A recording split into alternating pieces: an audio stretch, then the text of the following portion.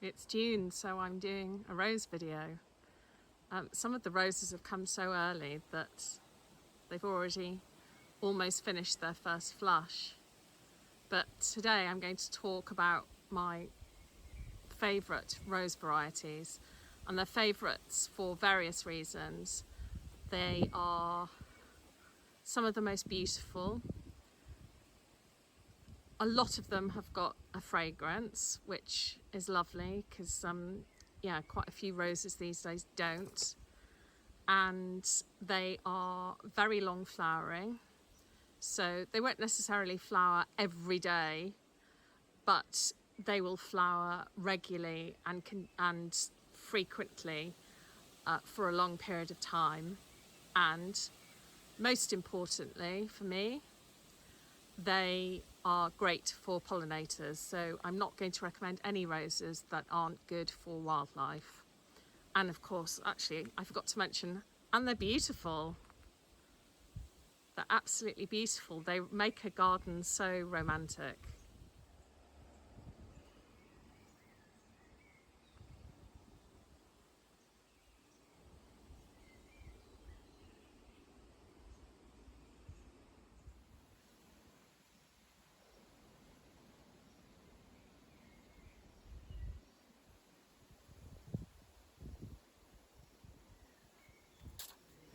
So this is a David Austin rose called Kew Gardens, and it is a bushy, upright, thornless shrub rose, and it reaches about 2 meters tall, and it starts off with, let me show you, you can see pale apricot buds,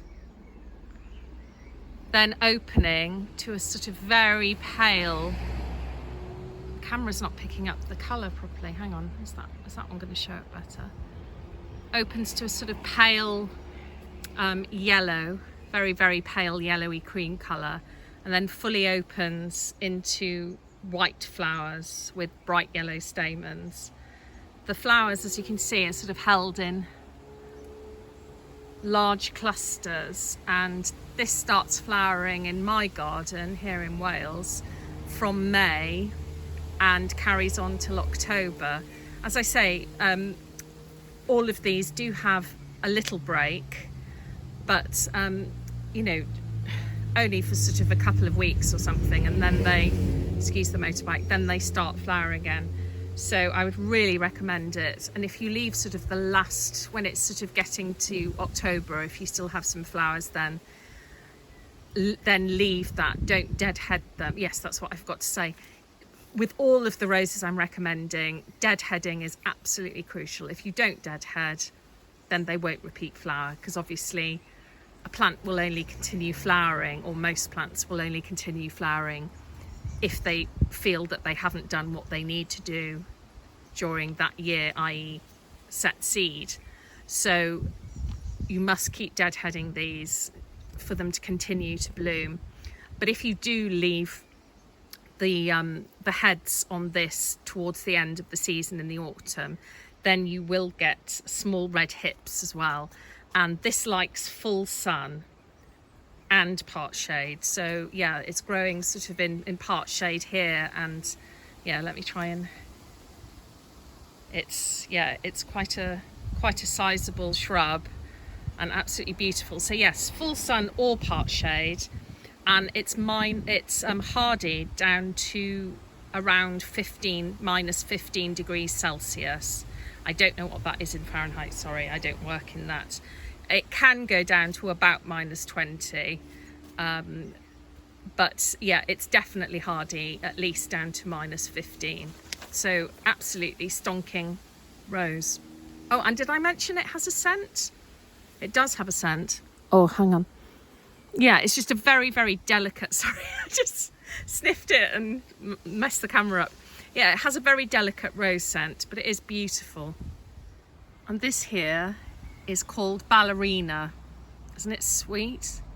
So it's a very, very free flowering rose. As you can see, I only put it in last year, and it's doing so well. It's just covered in roses. It's beautiful. It's the 1st of June that I'm filming today. I was going to start filming the end of May because that's actually when most of these were looking their best because everything's very early. But we've just had torrential rain all week here in Wales. This is the first dry day we've had in over a week. Anyway, so yes, it's very free flowering. It's a bit shorter, this one. It only grows to about 1.2 meters. Sorry, a wasp just went on my hand. I'm an allergic, so a little bit nervous. Okay, hopefully if I ignored them, that we'll carry on being friends. Yeah, it's got lovely sort of bright green leaves, and it has large sprays. If you can see let me show you. The flowers are sort of held on sprays rather than individual, so sort of little big clusters. And this lovely pink fringe and a white centre and sort of yellow stamens. They're just absolutely beautiful. And again, they will repeat flower all through the summer into the autumn. Again, as I've said, keep deadheading. There will be a period of time, I can't tell you when exactly because it will depend on a lot of factors, but they will need a rest. They won't just flower every day of that period, but they will flower a lot. They will flower most of that time. And again, this takes full sun or part shade. In fact, where it is here, because of the sloe, the blackthorn tree above it, this is actually very shady here, and it's still very, very floriferous. So it's absolutely brilliant. And again, this is also hardy down to between -15 and -20 degrees centigrade. So yeah, that's a beautiful one. And this beauty is called Purple Skyliner. So it's described as a compact but very vigorous climbing rose. So it doesn't get too tall. It gets to about 2.4 meters, so this hasn't reached its full height yet, and it has matte green leaves and trusses of fragrant semi-double flowers, and they start off, that's a sort of relatively new one, this one here. They start off sort of a very bright purple, and then they sort of gradually fade to a sort of a pinky purple colour. It's absolutely beautiful. It is scented as well, and this one will also sort of flower pretty much continuously from, well, this year from May, but typically from June to October. Again, as with the others, it will grow in full sun or part shade, which it's doing here, and has the same hardiness, so -15 to -20 degrees centigrade. It's just absolutely lovely. I wanted to say something about doubles and semi-doubles. Please, whatever you do, don't buy double roses. If you've got them in your garden now, you've got them in your garden. I know they are beautiful, but if you want a wildlife garden, double roses have absolutely nothing for wildlife. They're bred to just have lots of petals and very little food, and if they have got food, the wildlife can't actually access them. So single flowers or semi-doubles, but not all semi-doubles, but this one is just brilliant. As you can see, hang on, I'm doing this really awkwardly. If I can try and show you this. Oh, where is it? I've lost it on the thing. There. As you can see, that's very open. I mean, that's got the same openness as a single pretty much. So wildlife can easily feed on that, and it does have food for wildlife. So yeah, it's really, really important. I know that particularly David Austin roses, you know, that David Austin grows so many roses, and disappointingly though, a lot of them are doubles, so absolutely awful for wildlife. I mean, Kew Gardens is one of the exceptions, but they really do need to up their game and create beautiful long flowering roses that are also brilliant for wildlife. I mean, in my opinion, plant growers should only be allowed by law now to grow things that are good for wildlife, because, you know, we really are in a wildlife emergency across the world, and, you know, we need to step up and take responsibility for that. So anyway, I'm going to get down off my soapbox. It's a beauty and it is good for wildlife. The reason you're not seeing bees on it today is because it's incredibly windy. Oh, I'm just looking over at Ballerina now and it's full of bumblebees, but it is incredibly windy and it has been absolutely pouring down, so there aren't as many bees around and hoverflies, etc., as normal.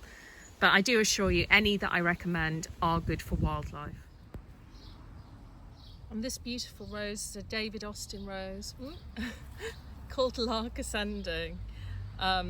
It's a large open branch repeat flowering branch rose to about 1.5 meters tall, and it has large fragrant semi-double sort of apricot flowers that gradually sort of fade to a primrose yellow, and again it will flower throughout the summer and the autumn. It likes full sun and it's hardy down to -15 to -20, and it has a sort of just a light rose scent. Let me try and... It's really difficult to film, sorry, because it's right in the middle of the border, so this is as close as I can get to it. And this, I think, is possibly the prettiest rose in the garden. It's actually the blooms are a bit closed today. It's very windy and overcast, but this is called Blue for You, and it's a small shrubby floribunda with nice rich green foliage, and it has these clusters, if you can see, clusters at the end of each branch of really nicely scented semi-double again blooms, and they start off a sort of rich purpley mauve colour, and then they gradually fade. Let me show you this one here. The camera really isn't picking up the colour accurately, but they fade to almost a sort of slaty blue. It's such an unusual rose. I find it ever so pretty. Again, if I can try and open it up a little bit, you can see, maybe you can't see, hang on.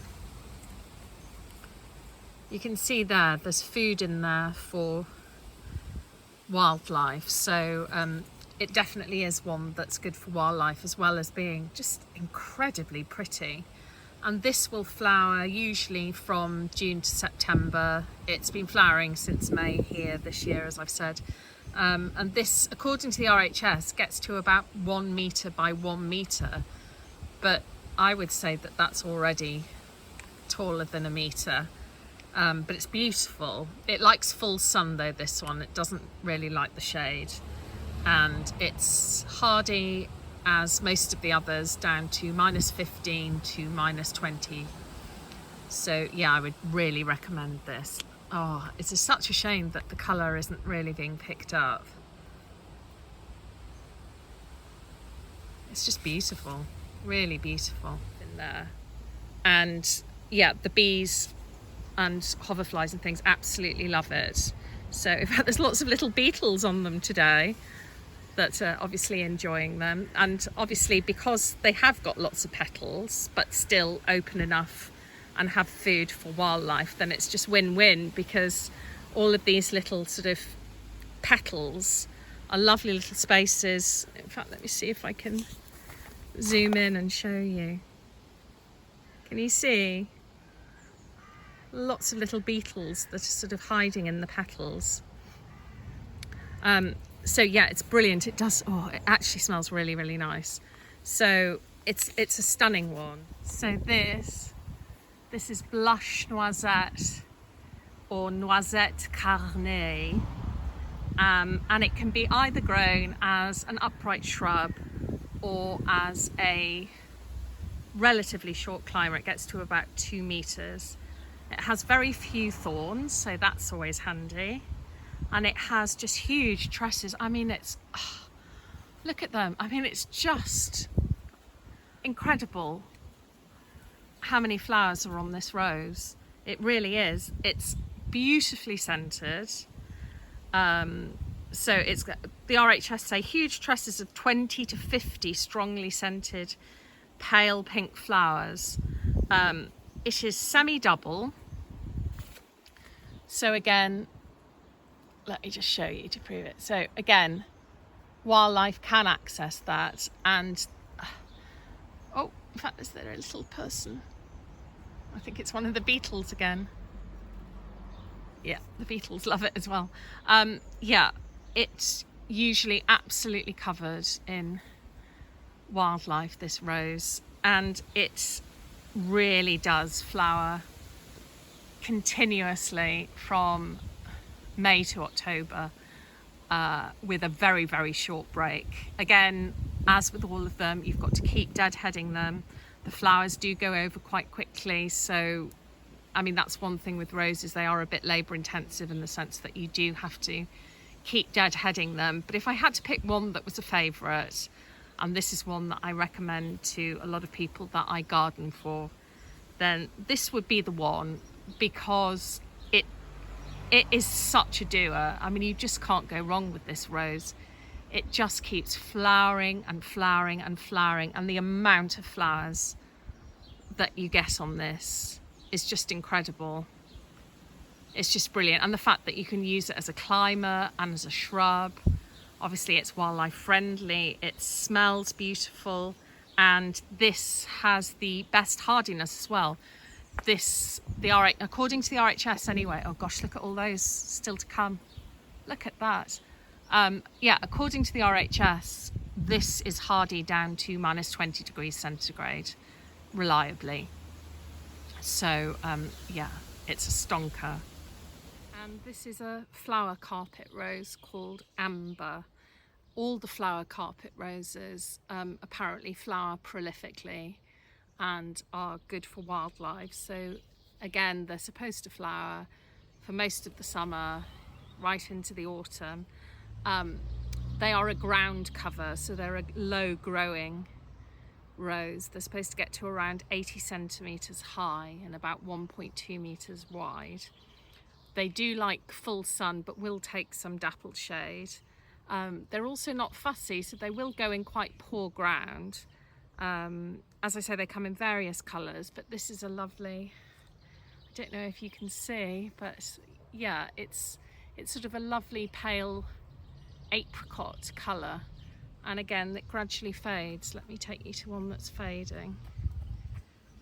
Gradually fades to a sort of yellow colour as well. So it's meant to flower from June till about October, and it's hardy down to -15, -20 like all the others. And this here is another climber. This is Starlight Symphony. It's a relatively compact, repeat flowering climbing rose, again, to about 2.5 metres tall, which is why I'm struggling to film it, because most of it is sort of up there, really, because I didn't actually prune it very well this year. Yeah, it's got lovely glossy green leaves. It's fragrant, it's semi-double, but again, as you can see, very open centre. So it's got pure white flowers, and the stamens, I don't think you can really see on the camera, but the stamens are actually pink, which is really, really pretty. Yeah, and you get sort of clusters of sort of about 5 to 9 flowers. It will flower reliably throughout summer and the autumn. Again, as with all of them, with little break. And this likes full sun ideally, and it's hardy down to -15 to -20. I'm trying not to flick the beetles off when I put it back. Yeah, sorry, I'm not going to do service to this at all, unfortunately, because this was flowering absolutely beautifully. I may have taken a video of it before it sort of slightly went over, because it's all been completely battered by the rain and the wind, but this really is such a pretty rose. It's called Rhapsody in Blue. and it's a bushy upright shrub, as you can hopefully see. It grows to about 1.4 meters high. It's fragrant, and again semi-double, so you can easily see the stamens there, can't you? And it starts off a sort of purple magenta colour and then gradually fades again to a sort of purpley blue colour.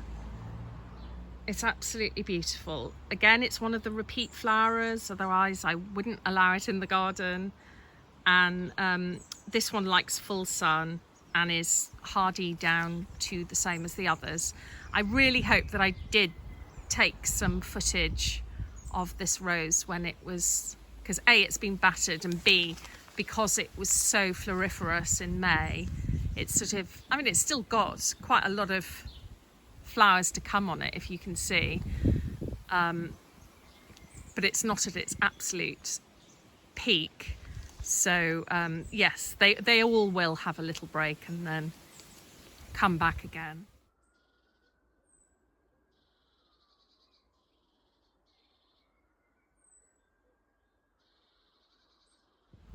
I'm just going to completely contradict everything I've said as my last rose to recommend, and this is just a wild dog rose, and it doesn't flower for very long at all, but it does have, after it's finished flowering, lots and lots of lovely rose hips for the birds. But the reason that I'm recommending it, and I'm not even recommending this per se unless you live in the UK, I'm recommending that if you have the space, that you grow at least one rose that is native to your area, because obviously it has evolved in conjunction with the wildlife in your area. So if you can put in a rose that's native to your area, then that would be particularly beneficial to wildlife, even though they don't flower, or this one anyway doesn't flower for as long as the other roses that I've mentioned, anywhere near as long as the others. But as I say, it's evolved to grow in conjunction with the wildlife. So I think it is important to try and grow wildflowers if we can. And as I say, it also has absolutely beautiful hips, which earn its place in the garden as well. Roses are actually not difficult to prune. They're not difficult to look after. They're not actually fussy. In fact, next winter, I will show you how I prune them, and then I'll show you how they're looking after the prune, to show that it isn't rocket science at all. It's very, very simple. But yeah, what I want you to take away from this is, please don't buy double flowered roses anymore, or hybrid teas, any of those sorts of flowers, because they just don't provide food for our little wildlife friends. And as I said, I don't find roses difficult to look after, but so I wouldn't say they were fussy, but they are hungry, so you've got to keep feeding them. Now, I don't have a lot of money, so I don't buy lots and lots of shop bought compost and things, and I don't manage to make enough homegrown compost for the whole garden. So what I do, I use a variety of things, all free things that I happen to have around. So I will periodically sprinkle ash from the wood burning stove around them. I will put banana skins frequently around them. If I've been to the beach and I've got seaweed, I will put that around them. Sometimes just general peelings I will put around them. Also, I will cut down nettles and comfrey and put that round. And I also make a comfrey, nettle and seaweed tea. So I just steep lots of the plant material in a bucket with some water, let it stew for a couple of weeks, and then drain that off, and then you can dilute that in your watering can to feed your roses. So, I mean, some of you might not want that sort of responsibility, but if you do that, then you'll be rewarded with lots of beautiful flowers that are great for us and, more importantly, for wildlife. So I hope you've really enjoyed learning about the roses in the garden. As I've already said, it is not a sort of definitive list. I'm sure there are so many other roses that are long flowering and great for wildlife, possibly that you grow yourselves. If you can recommend any other roses for this community, then please do share, because that's always great to know. So obviously I can only recommend the roses that I grow. You know, I have looked online and there are lots of others that do say that they do the same things, but I can't recommend things that I haven't had personal experience of. Anyway, thank you so much for joining me. If you've liked this video, as always, please give it a thumbs up. Do comment, because I so enjoy connecting with you all. You've all become friends, and it's lovely, the community that's building up here. And if you're not already, please consider subscribing, because it really helps the channel. Anyway, bye for now, friends.